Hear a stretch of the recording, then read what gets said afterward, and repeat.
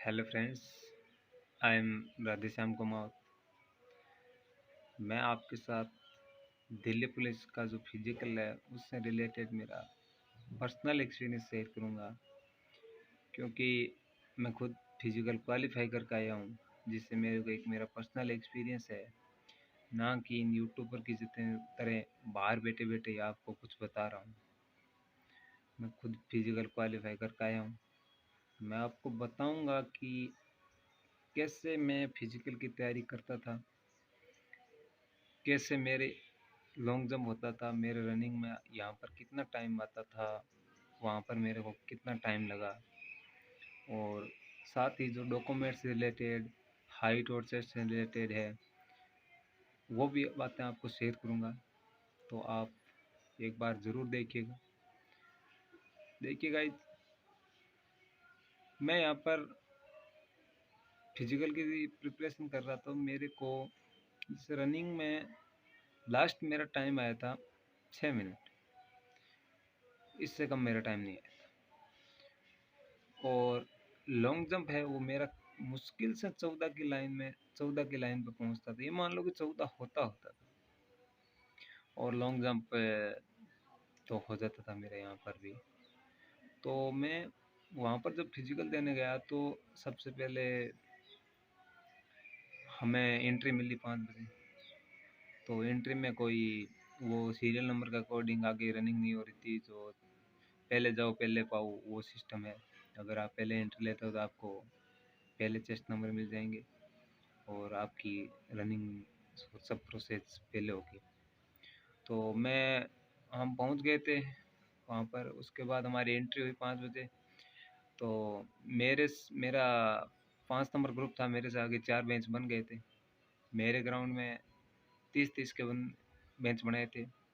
हालांकि मेरे पास वाले ग्राउंड में एक में 50 का बेंच बन रहा था, तो एक में 75-75 के बेंच बन रहे थे। तो वो तो उन पर डिपेंड है। तो मेरा 30 का बेंच बनाया। मैं 5 बेंच में जब मेरी रनिंग हुई तो मैंने यहाँ पर मेरा 6 मिनट टाइम आया था। मैंने वहाँ पर 5 मिनट 24 सेकंड में रनिंग कर ली थी, और मैं मेरे बेंच में तीसरे नंबर पर था रनिंग में। उसके बाद हमारी रनिंग होने के बाद वो लिस्ट आई। वो जिन जिन बच्चों का 600 का टाइम लगा था उनको वो बाहर ले गए, बाहर भेज दिया, और हमको आगे लॉन्ग जंप के लिए भेज दिया गया। थोड़ा रेस्ट मिल जाता है, 15-20 मिनट के लिए आराम से रिकवरी हो जाती है। उसके बाद हमें हाई जंप के लिए बताया। उन्होंने बताया कि कैसे हाई जंप करना है। तो सच बता रहा हूँ, मैंने मेरे बेंच में जो 30 बंदे भगाए उसमें से 18 बंदों से रेस क्लियर हुई। उन 18 में जो लॉन्ग जंप किया उनमें मेरा जंप सबसे अच्छा हुआ था, सबसे ज़्यादा हुआ था। 16 प्लस मेरा जंप हुआ था, और यहाँ पर मैं 14 ही कर पाता था। और मैंने रनअप भी छोटा सा लिया था। यह है कि हमारे बेंच वैसे तो हमारे बेंच में 3 लॉन्ग जंप में भी निकल गए बाहर, हालांकि उनका बहुत कम था। थोड़ा बहुत फाउल वगैरह होता है तो वो एडजस्ट कर लेते हैं कि ठीक है चलो। वो लॉन्ग जंप होने के बाद हमें हाई जंप के लिए आगे भेजा गया। तो हाई जंप में भी मेरे को लगता नहीं है कोई बंदा बाहर निकलता है, क्योंकि हाई जंप इजीली हो जाता है आराम से। हम सारे के सारे बंदे एक बार में हाई जंप क्वालीफाई करके, उसके बाद हाई जंप होने के बाद हमको भेजा गया हाइट मेजरमेंट, चेस्ट मेजरमेंट के लिए। हम वहाँ जाकर बैठ गए। हमें हमारी पहले हाइट मापी। तो मेरा एक साथी था जिसकी 0.6 हाइट कम थी, तो उसको बाहर कर दिया था। तो हालांकि 0.4 0.5 तक वो ले लेते हैं, अगर उनके उनके ऊपर डिपेंड है वो। तो ज़्यादा भी कम है आपकी हाइट 1 सेमी 2 सेमी, तो मैं ये मानता हूँ आप फिजिकल देने जाओ भी मत, क्योंकि आपको वो हाइट में श्योर है बाहर निकालेंगे। आप टाइम खराब करोगे, पैसा खराब करोगे। तो उसके बाद तो आपकी 0.4 0.5 कम है, तो फिर भी आप जाओ, हो सकता है आपको ले लें। उसके बाद चेस्ट मेजरमेंट हुआ। तो चेस्ट में तो मैं ये मानता हूँ किसी को नहीं निकालते, क्योंकि मेरे बेंच में 2 बनते थे जिनका 76-77 ही था, उनको भी ले लिया। हालांकि मैं भी मानता हूँ मेरा भी 80 था, पूरा 81 नहीं था, फिर भी उन्होंने एडजस्ट कर लिया। ठीक है कि आगे थोड़ा ध्यान देना और अच्छे से शरीर बनाना, ठीक है। उसके बाद हमको हाइट चेस्ट मेजरमेंट होने के बाद डॉक्यूमेंट के लिए भेजा कि आप अपने डॉक्यूमेंट ले आओ। हम अपने डॉक्यूमेंट लाए तो उन्होंने बोला कि 10th की 12th की मार्कशीट और लाइसेंस, और आपका अगर कास्ट रिजर्वेशन चाहिए तो आप कास्ट सर्टिफिकेट।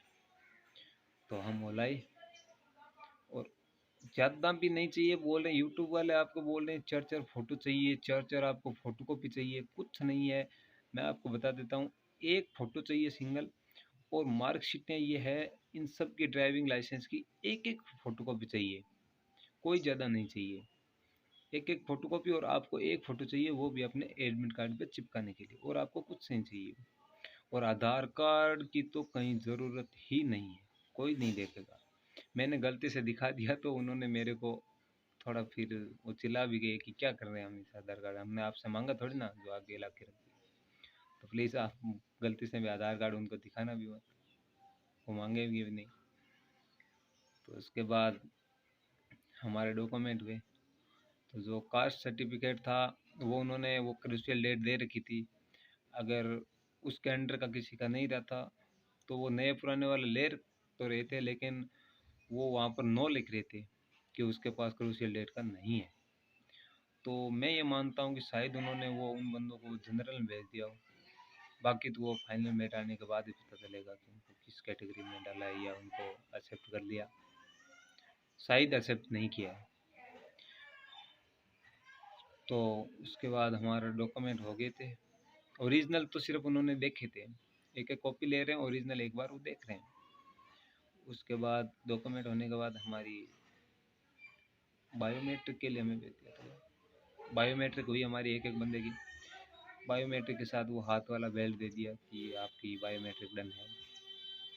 तो हमारी ऐसे पूरी प्रोसेस होने के बाद हमको एक बंदा आया और वो ले गया फाइनल हमारे डॉक्यूमेंट सबमिट कराने के लिए, क्योंकि वहाँ पर एक लास्ट बार फाइनल सबमिट होता है। जो हमारी एसएससी ने हमारा पेपर लिया तो उस एसएससी की साइट पर हमारे डॉक्यूमेंट फाइनल सबमिट होते हैं कि इस बंदे के 10th कब हुई, 12th कब हुई, कितने मार्क्स हैं इसके पास, ओबीसी सर्टिफिकेट कब है, क्या है, लाइसेंस ड्राइविंग लाइसेंस कब बना।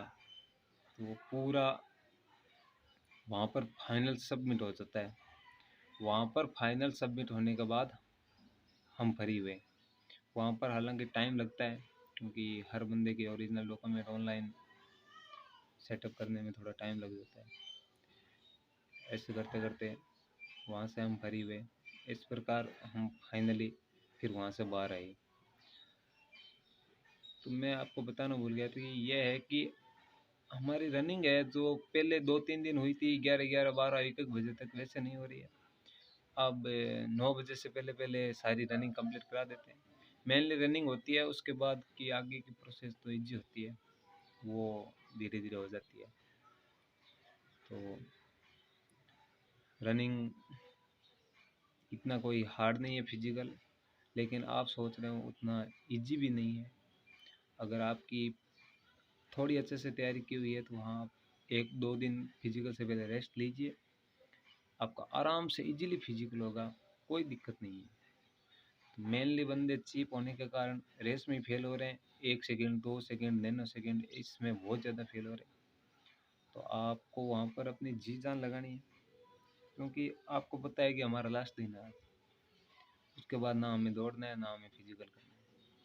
तो वहाँ अपनी पावर है वो लगा दो, ताकि अपना फिजिकल क्लियर हो जाए क्या, और लाइफ सेट हो जाए अपनी।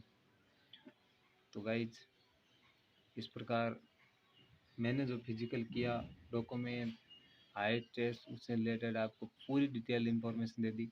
और मैं ये अपनी ऑनेस्टली पूरी सही से इंफॉर्मेशन दी आपको, ना कि इन यूट्यूबर की तरह बाहर बैठे बैठे बता दी। यूट्यूब वालों को सच बता रहा हूँ कि जहाँ पर यूट्यूब वाले अपना इंटरव्यू ले लेके आपको फालतू की इंफॉर्मेशन देते हैं ना, उससे 2 किलोमीटर दूर है ग्राउंड, उनको पता तक नहीं है ग्राउंड कहाँ है, कभी उन्होंने ग्राउंड तक देखे तक नहीं है, फिर भी वो आपको इन्फॉर्मेशन दे सकते हैं। कैसे दे सकते हैं? बस उनको अपना यूट्यूब चलाना है और उनको कोई मतलब नहीं है पर्सनल एक्सपीरियंस है, बस आप उनके देखते रहते हो, बहकावे मारते रहते हो, डर जाते हो। तो डरना नहीं है, इतना हार्ड फिजिकल नहीं है, आराम से जाइए, अपना फिजिकल दीजिए, घबराने की बात नहीं है, आपका हो जाएगा। All the best.